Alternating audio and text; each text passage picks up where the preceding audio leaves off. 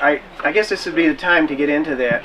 Those things, each one of the things I identified are not agorist strategies, okay? They're different strategies, and there's even some people out there that do kind of just random stuff, and, you know, they drive over the speed limit and they get stopped by the cops, and they think their revolutionary activity, strategy, or tactic for them is to argue with the cops and maybe don't show up for trial and get thrown in jail and have all the other libertarians come outside the jail and, you know, rattle the bars of the cage, you know, and all that. And those might be interesting strategies, but that's not agorism. And I won't argue necessarily against it, but essentially what Sam Konkin says is, if you're going to be a thinker about this, and if you're going to come up with a good plan, a good strategy, you're going to figure out when it's appropriate to do that kind of stuff. And he basically says right now it's not appropriate yet because they outnumber us so badly. And so the strategy now, or the phase we're in, is building the bigger movement. Well, we've got essentially a bigger movement now, but they're doing all random strategies. So you guys, the intellectual avant-garde, have to be the ones to like think more clearly about what's going to work.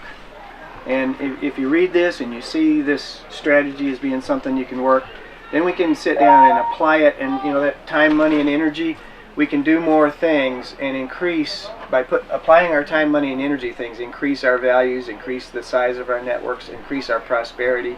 When we have enough numbers and enough prosperity and probably a team of lawyers and all that, we can go and do some of these civil disobedience actions and win hands down. I mean, I've always thought that we should have essentially like a neighborhood watch, but with a bunch of lawyers and, you know, and a legal fund, and like the Civil Disobedience Evolution Fund. I think it's wonderful, but it's slightly off on the strategy. What they're essentially doing is defending people that are doing random civil disobedience actions. And I'll just give you a comparison here, like Rosa Parks, who refused to move to the back of the bus. A lot of people think that was a random thing, but it wasn't at all. They had planned it out. They figured, okay, we're going to make a legal challenge to this one thing. We're going to find somebody who's willing to be the point man, or point woman in this case.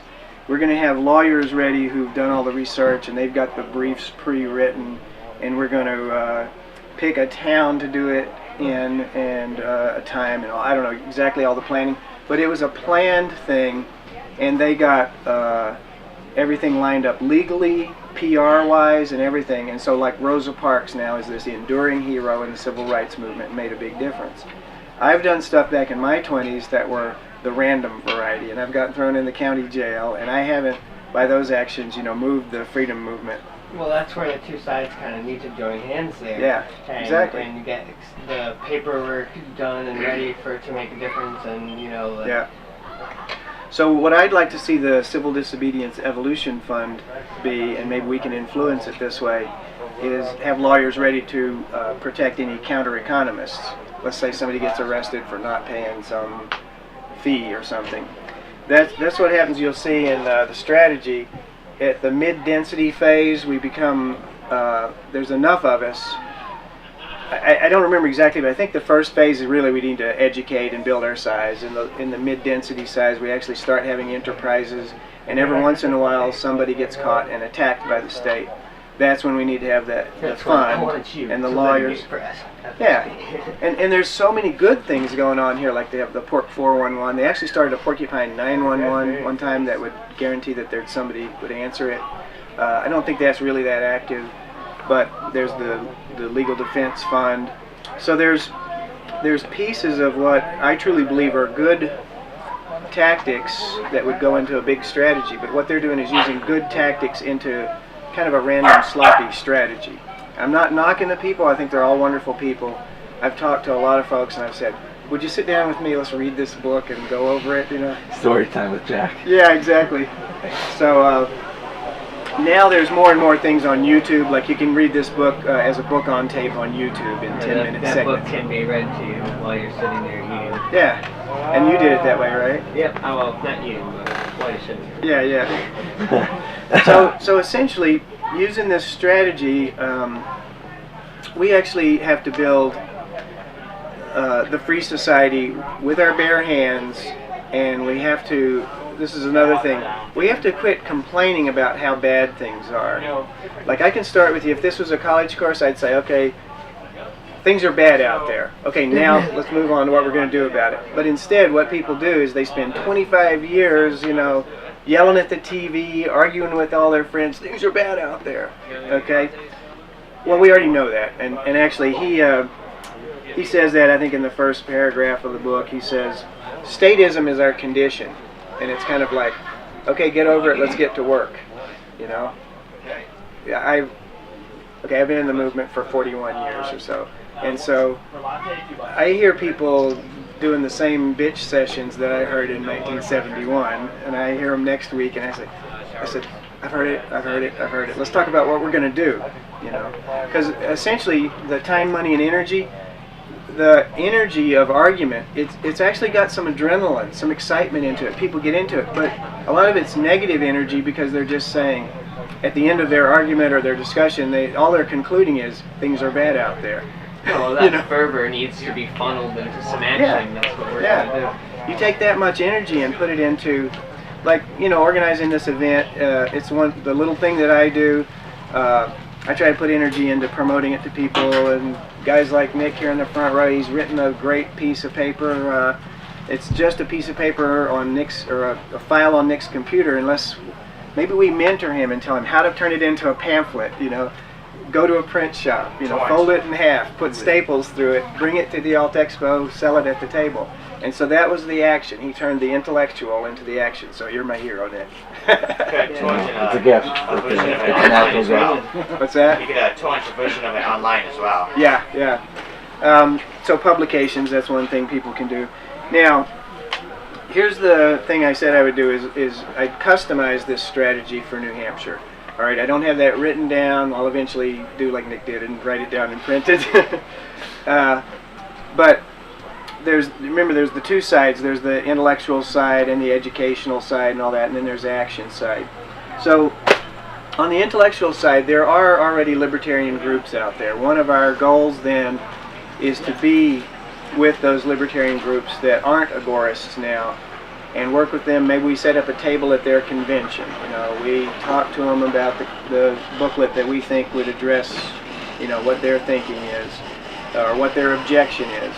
We essentially one-on-one try to recruit, convince, cajole, you know, get people thinking the way we think it will really work as a good positive strategy. Now, the reason I used all those words is because I don't really believe in arguing anymore. I mean, I burned up all my energy on that for a few decades, you know. So I just want everybody to think really careful about their interpersonal communications. There's a lot of techniques that I actually need to learn. There's one called nonviolent communication, so that you don't end up responding in a way that makes the other person defensive. And there's ways, there's techniques. If getting in people's face and arguing with them till you're red in the face works for you, okay. But I don't think it works. In general, I don't think it works. So we have to become better communicators. We have to work in existing groups. And then, of course, we do our own events and things. So, for example, the Alternatives Expo started at Free State Project events, but we really, really want to branch out and have things that are independent. I would love to have an event in the fall. And so at the end of our last session tomorrow, I'm going to essentially lay out the proposal for an event in the fall. We'd like to have something tentatively called Altoberfest. Instead of Oktoberfest, Altoberfest. Just a cute name. And we want to reach out to the public that are interested in alternatives. Like, there's a whole bunch of people that know there's something wrong with either, I'll probably forget something here, but with the medical system, with the educational system, with the banking and money system, with you name it. And there are actually pioneers out there, and this is part of my new Libertarian Strategy for New Hampshire. There's pioneers in homeschooling. There's pioneers in alternative medicine. There's pioneers in alternative energy. And a lot of them, if they don't have like a completely cogent, put together pro-freedom philosophy, they at least have a philosophy that's kind of anti this bad system. So again, if we were 100% or 99.9% pure agorist libertarian and all that, and they're only 5% of the way there, that gets back to our communication skills. What can we do? What can we tell them? What can we work with them on? And there's a good word for that he uses in here called alliances. We form alliances with people that have something in common with us. Now there's another strategy that I think doesn't work, or a tactic, and I gave it a name myself. I call it intellectual perfectionism. So if we're in a situation where we're 99% pure and this person's only 5% with us, then the intellectual perfectionism approach is we beat up on them, or we argue with them, or this is where this is really horrible, is where we get somebody that's 90% in agreement with us, but we argue to the death with them on the 9% that we disagree on him, so we turn them off. So let's just stop doing that. We're not going to live in an intellectually perfect world. We're just not. And I bet Stefan has a bunch of stuff to say about this. I really like his approach, and he's big on the communication skills too, and what to say to people, what works, what doesn't work. So let's all learn that stuff. And you know, there's actually sort of, I almost call it like a psychic or spiritual benefit to getting off of the negative and onto the positive, where if we're really committed, we're going to spend time, money, and energy somewhere in the freedom movement.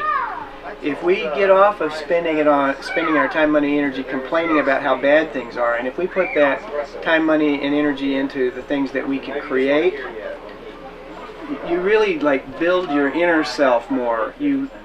When you're complaining about something, you're essentially complaining and blaming. You're essentially telling yourself that I'm powerless to change it. You're saying those people have all the power, I can't do anything. And I've met a lot of people who just get depressed and lethargic, and they just go to their job and they say, yeah, things are bad out there and there's nothing I can do about it.